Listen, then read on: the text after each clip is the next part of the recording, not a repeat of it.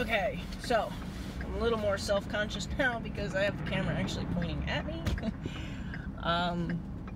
But I do know that I do a lot of my more, I guess, detailed thinking when I'm driving. So, and I've got quite a bit of time still left in my travels home. So I'm gonna go ahead and go over kind of something that happened today.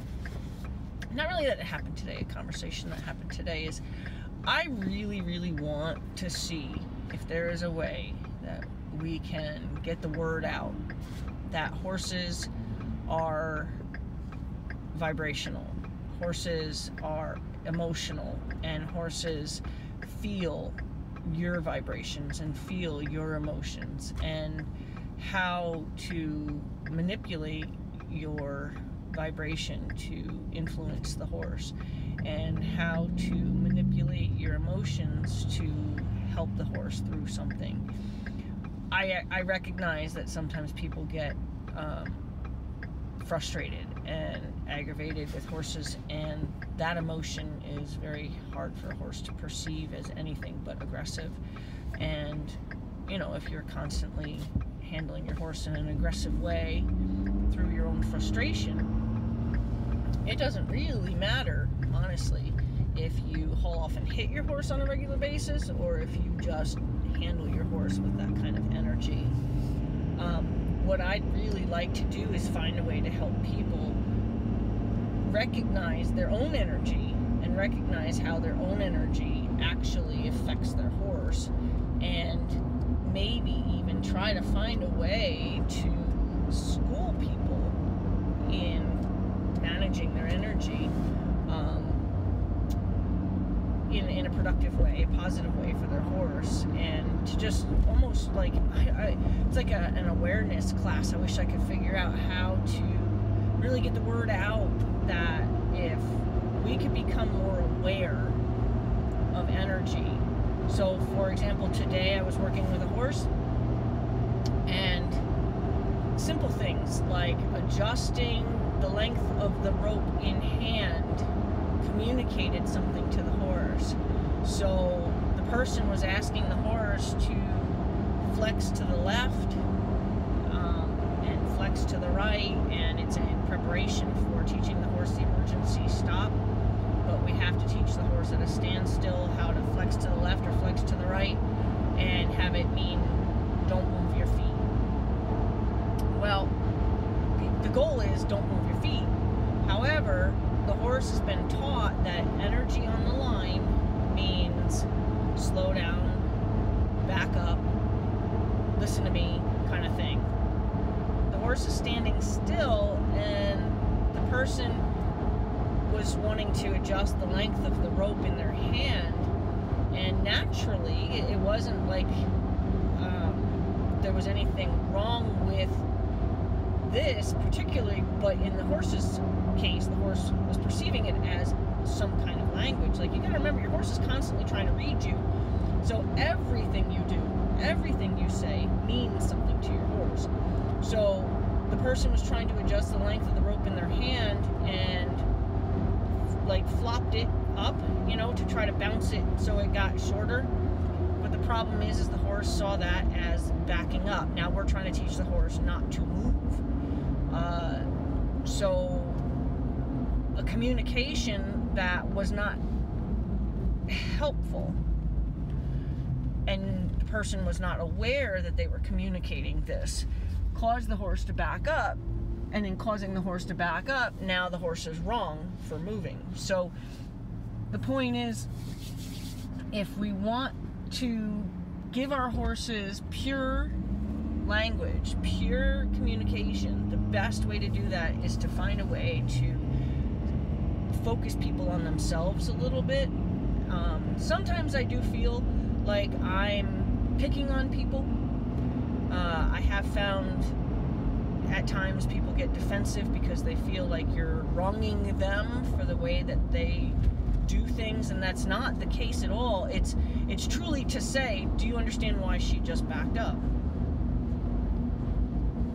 And you don't want the person to feel defensive, but you want them to go, what could I have done that could have said something to make my horse back up? What could it have been that I communicated that I didn't realize I was communicating? It's not that I had done anything wrong. It's not that I had done anything inappropriate. It's just, what could I have done that my horse would have read as backing up, as a backup cue?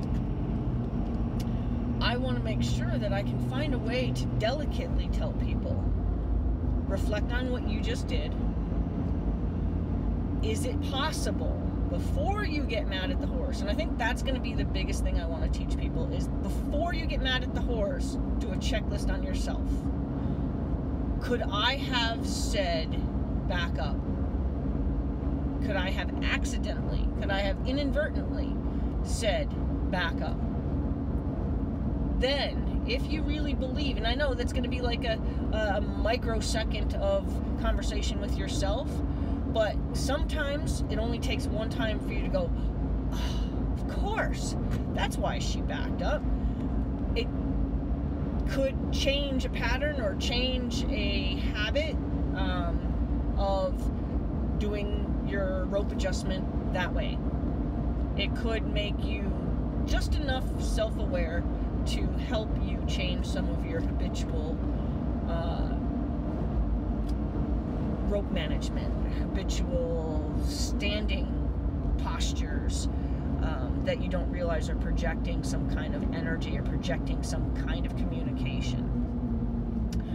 Where you stand is important, you know, when you're asking your horse to do certain things, and in where you're standing sometimes projects the energy to a part of the body. For example, if I'm asking the horse to yield away from me, like at the shoulder, I would position myself where any energy coming off of me will push the horse in the direction that I'm asking them to go. Will push that body part. So I would position myself somewhere in the vicinity, in a great centered vicinity of that shoulder, to kind of say, move away from my energy off of that shoulder. Move your shoulder away from my energy, off of my energy. But if I wanted them to move their shoulder and I was standing out by their hock, what is the chances of them perceiving the energy coming off of me have anything to do with the shoulder? You see what I'm saying? So your energy, and then there's a perfect example too. People who try to lunge horses by chasing them from behind, by getting back behind the flank and trying to drive the horse from behind. And often you find that horses spend a lot of time spinning their tail away and trying to look at you, and they'll go around in a circle, kind of like where their front feet are real close to you and their hind feet are off on an angle, and they're not taking their nose onto the circle and forming a nice arc on the circle. The reason they do that is because of position. Your energy is on the wrong part of the horse. You need your energy to be on the horse's shoulder and neck to guide the horse out onto the circle, and then you need to stay neutral at about the shoulder and girth.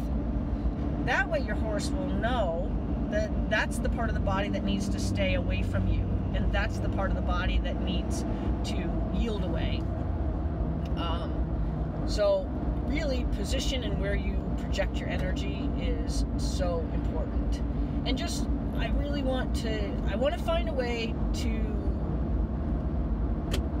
teach a class or something to help people like center their energy, to help people like almost like set up simulations of things that would frustrate you with your horse. You know, I do a lot of simulations where I pretend to be the naughty pony, and especially if it's a horse I know, I'll mimic the horse and the behaviors that I already know the horse does, so that I can kind of invoke the response of the person. Unfortunately, because it's a human and I'm kind of goofy, I usually invoke laughter instead of frustration, but maybe even that's the best lesson in itself, is see it as something that you can find humor in, and you can project to your horse a better energy, a more positive energy, because you're finding it funny. But what I try to do is try to get people to recognize that, you know, see how frustrated you got, see how your energy still told even me to go that way instead of the way you were asking me to go. I would almost think it would be kind of fun, and I don't know, let's get some feedback on this. It's kind of fun to do a class that's specifically about finding energy,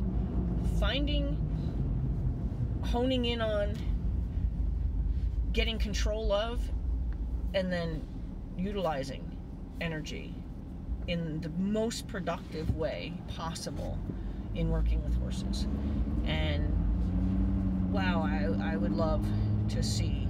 I know there are programs that do simulations. I'm not saying that like it's just like, ooh, I'm having this amazing epiphany, but in the same sense, my goal is not even to get people to take a horse and make this transformation. My goal might be even to have an actual just human class, and let's figure out how to zone in on our energies, and even recognizing that when you're thinking about what the mechanics of a certain request, for example, yesterday I did a lesson with somebody and we were working on the canter, and I was walking through the steps of sit on your outside pocket, rock away from the inside shoulder, try to make sure that you give the horse, the cue to yield the hindquarters on the inside, and then also give them room and freedom with the inside shoulder. And in doing that, kind of walking the person through the physical mechanics of it, while she was thinking about it, she was kind of practicing it while she was kind of like, okay, so I'm going to need to, well, she did that on the horse. So the horse got, I think I'm going to be asked to do something, but I'm not recognizing all of these cues, okay? And the horse got a little nervous, and the horse got a little upset. So to be able to say, can you think that with a dull tone? Can you think about the mechanics of that without giving that energy? But also in the same sense is to say, do you see how your horse responded to you thinking about it? Like, that to me is awesome, that your horse picked up on the thought process that you were going through that was going to give her the information she needed to execute a left lead canter. That's how sensitive horses are to your energy, and that's how sensitive horses are to your thoughts, and just literally going through the mental mechanics of, okay, this is what I have to do, this is the position I have to be in, and to have your horse underneath you responding to all of that thought process. So I don't know where I'm totally going with this, other than I would really love to have almost like a classroom environment and see if we can't simulate a few things to see what we can rise up in people as far as their energy, and see if we can't almost throw a magnifying glass on the energy that will be perceived by your horse much differently than you realize. Because, I do know that a lot of people aren't very in tune to their emotions or even their energy that they're sending out. They don't realize that how they're thinking is actually projecting some kind of information to a horse. There's a lot of miscommunication that goes on with horses, and often when there's miscommunication for long periods of time, horses tend to shut down, and they tend to put blinders on, and when they put blinders on, they tune you out. And I really want my horses sharp. I want my horses to look at me and go, yes ma'am. I want my horses to know the difference between I'm just casually riding along, thinking about, how beautiful of a day it is, and the reins are swinging in the wind.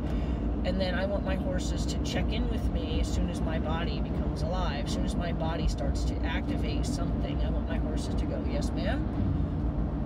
But if I'm always active, and I'm always thinking, and I'm always like reflecting on what went wrong in my last session with the horse, or like say you rode your horse out of the arena back to the barn, and in your ride back to the barn you're frustrated from the lack of progress you made in the arena, and you're projecting all of that frustration, all of that negative energy onto your horse, and now you're going to go put your horse away.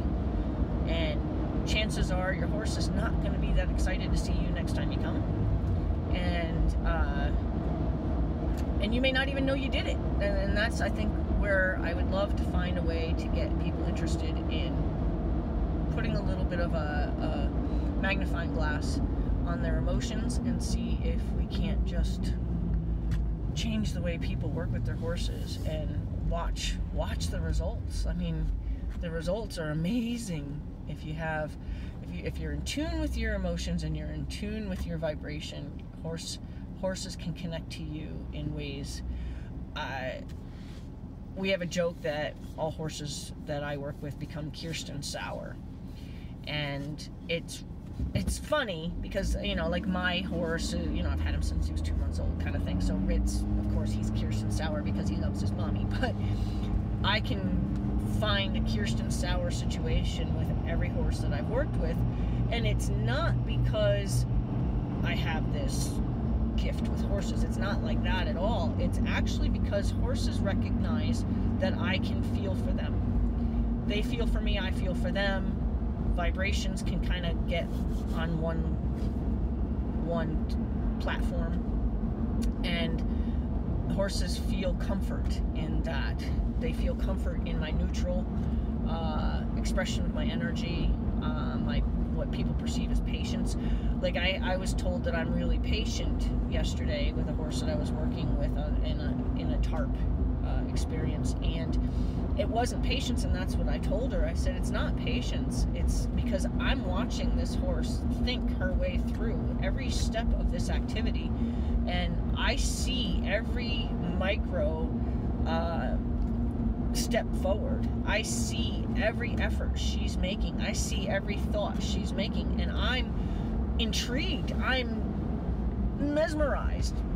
To somebody else that's sitting watching like this woman was doing, yeah, you're not mesmerized, you're bored out of your mind. I'm absolutely mesmerized watching a horse think its way through something, and I have all the patience, if you will, to allow that. But the energy that I give the horse isn't like, oh, walk on the tarp already, you know, or all right, forget it, you're not going to do it today. You know, I don't have any of that energy. I have, yeah, you're getting it, nice effort, you know, and it's a very neutral and very supportive energy. And, you know, I don't think I've ever quit a horse trying to get them to explore a tarp, and I don't quit them until they walk over it with complete and utter confidence. From I take them away, I distract them, I do something else with them, and then I bring them back to the tarp and walk them over the tarp, and I know that, you know, I'm not going to have to go through this whole exercise all over again. It's not patience, it's neutral. It's a neutral energy that, even, I guess you say, if people appreciate it, you know the horse is appreciating it. Alright, I know I've rambled, and pretty much dove all over the place, but I just got my new mount here and a little self-conscious about it staring right at me, and felt myself make some faces in my emotional descriptions, and we'll see. I may still decide to mount it somewhere else so it has a different view. Alright, so let's see if we can't find a way to get a magnifying glass on people's emotions and see if we can't change the world of horse and human interaction. Sounds like a plan.